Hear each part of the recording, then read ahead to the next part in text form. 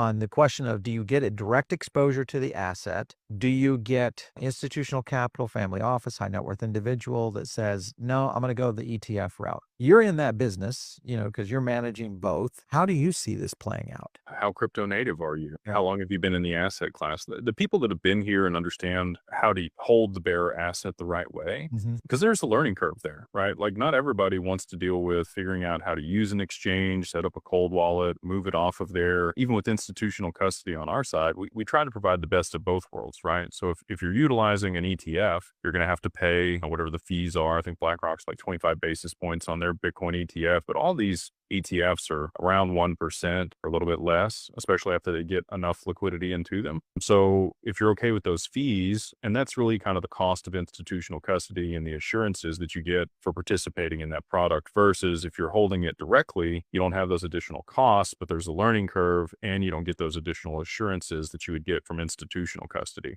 Right. So that's what I think about in my mind. I'm like, okay, it's going to cost me 1%. It's kind of the insurance that this is good. Liability is on the other person. It's not on me. And I get that warm and fuzzy that I wouldn't get if I was holding it myself. And family offices, some of them are very private and they would prefer to hold the asset themselves and figure that out and employ the people. But I think you're going to see the majority of the adoption from institutions and family offices as a whole, probably more on the structured product side, because that's also easy to report on. A lot of the frictions that we've had is Adapar and Orion and Black Diamond and all these reporting softwares aren't interoperable with these exchanges or custodians. And so for them to be able to see the full portfolio, a lot of it's manual entry unless you're just buying a structured product that's inside your traditional portfolio and you have full visibility. So I think most people are probably going to go that way.